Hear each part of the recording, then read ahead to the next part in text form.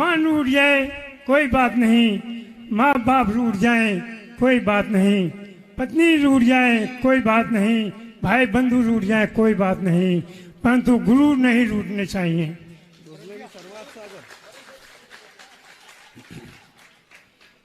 क्यों? परेशानी कोई दिक्कत आए तो भगवान आपको बताने वाले नहीं हैं कि आपका उपाय क्या है, आप कैसे कष्टों से दूर होंगे। भगवान रक्षा जरूर करते हैं परंतु वो रास्ता नहीं बताते। गुरु ही एक ऐसे होते हैं जो हमें मार्गदर्शन देते हैं और बताते हैं कि आपने ऐसे अशुभ कर्म किए हैं या गलत पद्धतियों पर चल रहे हैं जिसकी वजह से ये आपको तकलीफ आई है।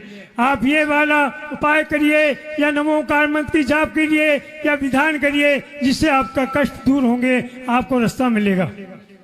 तो कभी भी कोई भी रूठ जाए, गुरु नहीं रूठने चाहिए। और ध्यान रखें, जिसके जीवन में गुरु नहीं उसका जीवन शुरू नहीं, जिसके जीवन में गुरु नहीं उसके जीवन शुरू नहीं। आप देखिए कि रावण के पास सोने की लंका थी, सब कुछ था, परंतु उसके पास कुछ नहीं था।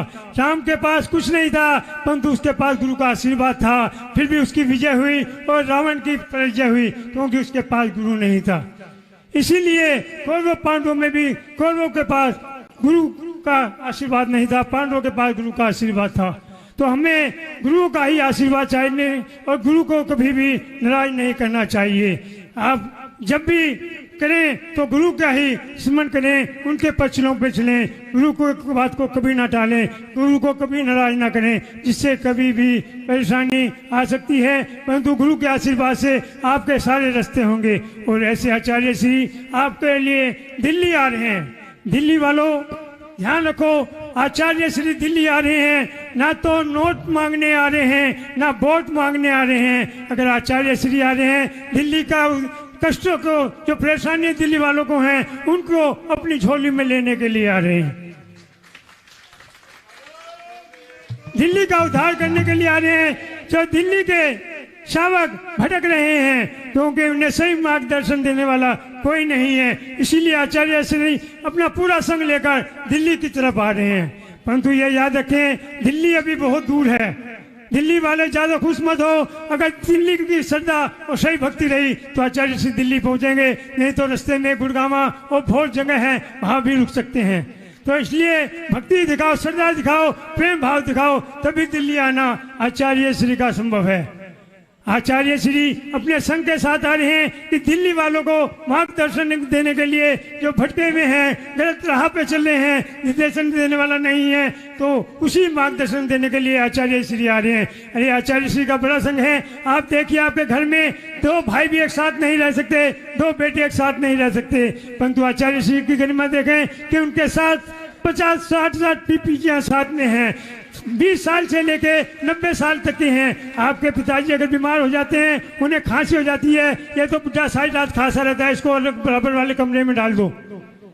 परंतु नहीं, संघ के अंदर किसी को भी परेशानी होती है, बुजुर्ग को, छोटे को, बड़े को, तो आचार्य श्री उसका रात भर ख्याल रखते हैं। एक दूसरे साधु की ड्यूटी लगाते हैं और उसका बिल्कुल ख्याल रखते हैं और किसी बात की परेशानी नहीं होने देती। सबके वात्सल्य ऐसा है और सभी जितने भी साधु हैं सभी अच्छे घर से, परिवार से हैं, कोई ये नहीं दुखी या कहीं परेशान होकर साधु दीक्षाली है। सबकी इस भावना है, सब आचार्य श्री का आशीर्वाद और वात्सल्य इतना है कि उसी की वजह से सब धर्म लाभ ले रहे हैं और सब अपनी क्रिया करते हैं। आचार्य श्री को किसी चीज की जरूरत नहीं, ना तो कोई मठ है आचार्य श्री का, ना कोई लैपटॉप, ना मोबाइल, ना किसी आडंबर, किसी चीज की कोई जरूरत नहीं है, ना गाड़ी है, ना कुछ है, ना कुछ चाहिए। आचार्य श्री को धर्म भावना है और भक्ति है और गुरु के दर्शन करने से ही सबका कल्याण हो जाता है। इनके सिर्फ मात्र आशीर्वाद से ही सारे संकट, आपके कष्ट दूर हो जाते हैं। यही दिल्ली वालों, आप जितना लाभ ले सकते हो श्रद्धा भाव भक्ति से